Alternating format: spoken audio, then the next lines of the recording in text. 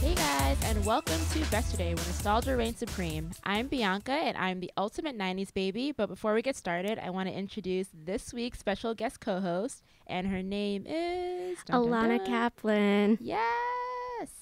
All right. So, I'm sure if you read like every single news site and magazine alive, you'll see Ilana's name on the byline. So, you're happening right now, girl. Yeah. Yeah, let people know like what you do and like. I am a contributing editor at Paper Magazine and Under the Radar, and I write for Rolling Stone, Pitchfork, New York Times, Nylon. The list goes on. The list goes on. Yes. Well, I'm so excited to have you here, guys. So this week we are gonna dive into the 20th anniversary of Selena. But before we get into all the nitty gritty stuff, I just want to remind you to hashtag Besterday on Twitter and Instagram, and wherever your heart desires. Also send us suggestions and give us those pretty little stars on iTunes. And follow myself, Bianca and Rogue, on Twitter. And what's your Twitter handle? And at Lonnie Caps on Twitter. There you go. And also, as we always say every week, Besterday is a podcast where I reminisce on songs that had your heart, the movies that made you laugh, and everything from the pop culture from the early 80s to the early aughts. All right, you ready to get this started? Yep. All right, so this week in history, guys, a lot of stuff happened. I don't know what was popping in March back in the day, but some really cool things went on. So March 20th, 1969, John Lennon, he married Yoko Ono in Gibraltar. March 20th, 1992, Basic Instinct premiered, and it celebrated its 25th anniversary recently. I love that movie with the like iconic like Sharon Stone scene. She's iconic. She's amazing.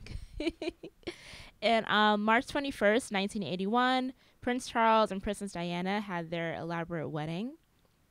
And March 21st, 2006, Twitter was founded. Thank God for that, because what would I do without Twitter?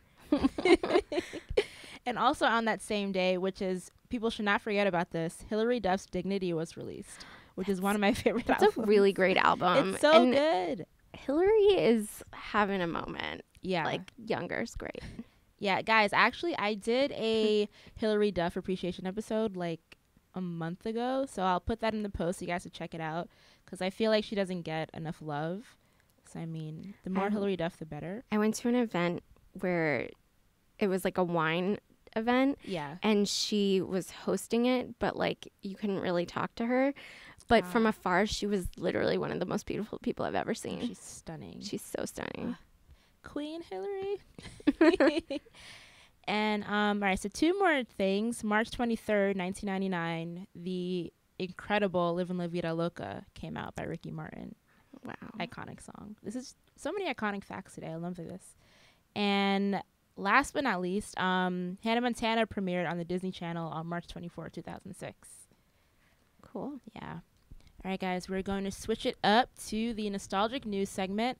So what really got me mad this week was that it was announced that the Mulan live action movie is not going to feature any songs. And I'm like, that's so weird. How? The whole purpose of Mulan is to sing all the songs. Like, how could you not include any music elements to it? So I don't know how I feel about that. Were you a big like Mulan fan when you were younger? I liked it. I mean, yeah, it was a while ago. I haven't watched it in a long time. But yeah, I haven't watched it in a while. It's not my like one of my favorite Disney movies, but it's it's pretty up there for me. Yeah, yeah. So I mean, I feel like I honestly talk about live action movies and remakes like every week on this podcast, and I'm like, can you guys give me a break, please? Like, I'm just so over all of these remakes. I am too. You don't need to remake every movie. I know, like, just leave it alone. It's a classic for a reason. I think they're remaking Dr. Dolittle now, too. Yeah. Oh, that's coming up. I'm telling you, there's a reboot every week. So, yeah, they're going to remake Dr. Dolittle with Robert Downey Jr. playing the lead role. I'm like, he can stick to being Iron Man. Like, I don't know how I feel about this. I feel like Eddie Murphy. Yeah, like he solidified that role. Yeah, I don't think we need a redo. Yeah, neither do I. Yeah, the Eddie Murphy movie came out in 1998 and 2001. So I feel like at this time, yeah, it's too soon. Like, there's no rush to recreate that movie. So leave it alone, Hollywood. Bianca is begging of you. And in more reboot news, guys, I'm not trying to exhaust you here, but This is one's actually really cool. Ren and Stimpy. It was supposed to be remade, but actually got shut out of Nicktoons plans, and they didn't say why, but Nickelodeon is recreating the Hey Arnold movie is coming out this fall, and also a Rocko's Modern Life movie is coming out as well. But I guess they didn't have enough time to create a Ren and Stimpy movie.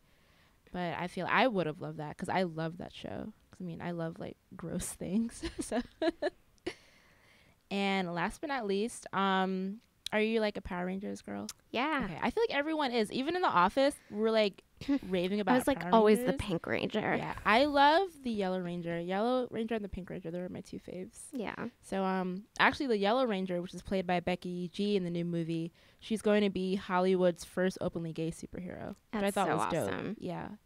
And I feel like with all the Marvel movies and the DC comic movies, like I'm surprised they haven't like picked up on that yet. I thought, isn't the Green Lantern supposed to be? Is he? Or I don't know. No one's mentioned that. Maybe because it's like not really spoken about that he's like bisexual, but I don't know. Interesting. I didn't know that. Well, guys, yeah, hashtag Besterday. Let us know if you're going to be watching the new Power Rangers movie. It comes out this Friday.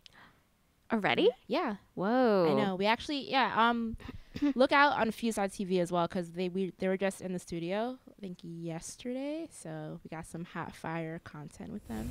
So look out for that.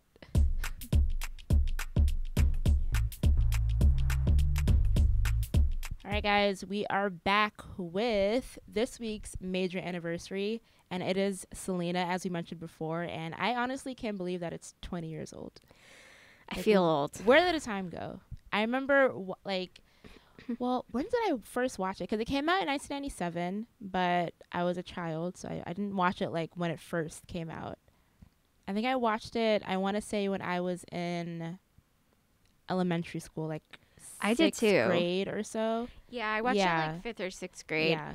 But I definitely remember feeling like too young to be watching it because of what happens at the end. That still torments me to this day. Oh my God, it's so tragic. And like I remember it was always on VH1 like every other week. VH1 always. And like TBS. TBS, yeah. So that's how I would watch it all the time. Like anytime Selena came on, like I was like, "Mommy, turn the channel. I want to watch it." Cuz like it's one of my favorite movies and one of my favorite movies that J-Lo is in. I mean, that was her like breakthrough role. That was her breakthrough role. Yeah, cuz I feel like before then she was just on In Living Color.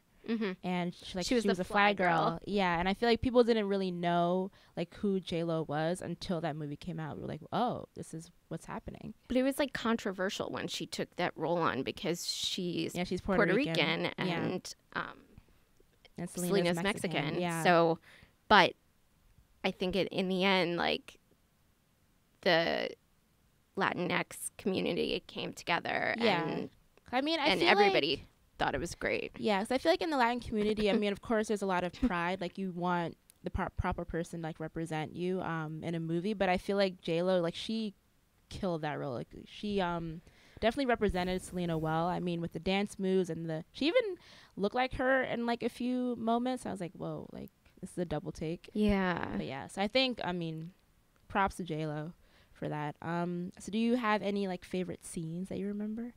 There's so many good ones. I remember, well, this is just like an outfit commentary, but this like black, like sparkly bodice she wears was my favorite. The busti caca. The busti. Oh, yeah. And, I love when she tried to speak Spanglish because that was like adorable and a half. Because like Selena wasn't a native Spanish speaker. She was born here and she picked up on Spanish. Yeah, exactly. Later like on. Her dad had to teach her. I remember I think it was in like the first half of the movie where like the baby Selena was being taught by her dad Abraham like how to sing Spanish. She was like, "Dad, I don't want to do this." But I'm glad that Abraham like pushed her to like actually learn that stuff because who knows what would have happened in her career. I'm trying to think what other moments. Oh, I like when she's at the. Sorry, that's my phone, guys. She's at the a concert and she's wearing like the white bra and the top and like she has to silence the audience because they're getting too rowdy. And then she sings "Como la Flor" and I was like, oh my God, my heart is breaking. Mi corazón is breaking. I just can't believe like how short her life was. She was only 23 when she passed away, and like thinking about how iconic she was with like a handful of albums, only one like English speaking album that was really great. Like I know she's been described as like the Hispanic Madonna, but I mean, she really probably would have been up there to this day. Oh, for sure. Because I always wonder. I mean, it's incredible that she put out 5 albums, like, at the age of 23. And I always wonder, like, what could have been if Yolanda did not... so very frustrating. But if Yolanda didn't murder her, then I feel like she could have been... I'm trying to think who she could have been comparable to. I feel like Madonna is like... Madonna, Whitney, yeah. I feel like all, like, Mariah, like, all the legends. Because, I mean... she would have been on, like, VH1 Divas. Yeah, because, like, she could dance. She could sing her ass off. She's gorgeous. So it's just, like... There was just so much more potential. Because, I mean, dying at 23, that's such a young age. Like, yeah, it's very, very frustrating. I'm actually going to read off some comments from my Twitter people. You guys are always having my back when I ask you for things. Okay, so there is some good ones. Amisa said she likes the scene where Selena tells Chris she wants to farm with the cows and little chickens because they want to start a family. That was cute. Yeah, Mark also, he liked the one where she's trying to speak Spanish at the press conference. Me siento muy excited. And Esta Fiesta on Twitter says she likes the scene when Chris gets a makeover. I like that too, because he's like this like hard rocker, and then all of a sudden he's like this clean cut guy. And of course I forgot this moment when the two cholos are going, like, they're riding down the street, and then they have to help fix the tour bus. And then the bumper gets thrown off. They're like, oh, anything for Salinas. That's such a good part too. Yeah. So, do you have any, like, favorite songs that Selena made? I mean, if I could fall in love. Yeah. Dreamin'. Yeah, Dreaming of You. I love, thing is, I didn't start listening to her music until after I watched the movie. So I was like digging in, because I didn't hear about Selena beforehand. So I had to, like, do my research. I feel like people weren't fully exposed to Selena until after her death and that movie, which is unfortunate. But that's like seems to be what happens with artists, and exactly, where they gain their biggest recognition when they're not here posthumously. I think I love Como La Flor and Si Una Vez. I think those are my two, like, favorite, like, Spanish Selena songs. And do you think, like, the movie made an impact? I mean, we're just saying that people kind of recognize Selena, like, when the movie came out, and I feel like sometimes it's hard to make a good biopic, however you want to say it. But I feel like they really did a good job with, like, depicting her life, like, in the most honest way possible. I mean, like, you have, like, horrible biopics, like the ones on Lifetime, and, like, trying to think of some, like, really bad ones. But I feel like Lifetime this one is the one that comes to mind. I know, like, but I always watch them. I just watched the Britney one. Yeah, actually, I didn't watch that yet. Actually, you need to watch that. And I feel like I should, because I'm a huge Britney fan. You should. But yeah, I feel like with this one, they actually, like, respected the family, and they're like, we're gonna do this the right way. So I'm glad that they like actually did their research and stuff to make it, like, such a great movie. Yeah, I agree. Yeah. So actually, I was looking up to see, like, what the cast members are up to now. I mean, of course, J-Lo is J-Lo. So yeah, I mean, we know what she's been up to. Like, she's fine. She was just sampled on Drake's More Life album, so that's what she's up to. Edward James Olmos, he played Abraham Quintanilla. He appeared on Battlestar Galactica and Dexter, and he was on Agents of S.H.I.E.L.D. He's been around for a while. Yeah, he's been doing this acting thing for a long time. So he's an OG. Constance Marie who played Selena's mom, Marcella, which is also find it funny that her and J-Lo are only 4 years apart in age, but then she played her mom. Really? Yeah. They're like around the same age. That's so It's funny. crazy. But yeah, of course we know Constance from playing in George Lopez and American Family, and she was also in Switched at Birth. And then Jacob Vargas, who played AB Quintanilla, he was in Sons of Anarchy, which is cool because I actually just started watching Sons of Anarchy. I was like, wait a minute, I recognize your face. But yeah, so I feel like they're all doing really well. John Seda, who played Chris, he was in Treme and Chicago Fire, and he's also in Chicago PD. Wow. And then Jackie Guerrero, who played Suzette. She's the only one who hasn't really been acting a lot. I mean, I think the last time I saw her, she was on the Tyra Banks show. That had to have been like 10 years ago. Wow. But yeah, she hasn't really been doing much. And then, who else? Becky Lee, who played the young Selena. She's not acting anymore either. She has kids, though. She has married with 3 children. And then last but not least, Lupe Ontiveros, who played Yolanda Saldivar. She's been acting prior to the Selena movie coming out, but she passed away in 2012. I think she's most famous, to our generation as playing Juanita in Desperate Housewives. But she's been doing acting such a long time as well. Okay. Trying to think like what else. I always wanted to know like if Selena would have like collaborated with any artist like of the moment right now, like if she was I feel still like she would have collaborated with Drake. Yeah. You think so? Yeah, because I feel like Drake has an affinity for women like of her caliber, so that probably would have happened. I don't know, Kanye maybe. Yeah, Kanye, or even imagine if like Selena did the Beautiful Liar duet instead of Shakira. It was Selena with Beyonce. That would have been epic. What about like Telephone with Lady Gaga? Oh my god, there's so many things. Or with Beyonce. Yeah. Oh my god, I'm just like getting so excited thinking about this. Of course, like Selena's legacy lives on. Her family just created the MAC Cosmetics line, which I didn't get my hands on, which was so annoying. Because like they sold out so quickly. All of those MAC collections sell out so quickly. It was so annoying. And then they also have they like released they didn't release, like unveiled a statue in Texas like of her being, and it was so pretty. And I think and they also released a new, well, it's not new, it was like 2 years ago they released like a huge box set collection of all of her music. So her legacy is is always going to continue to live on.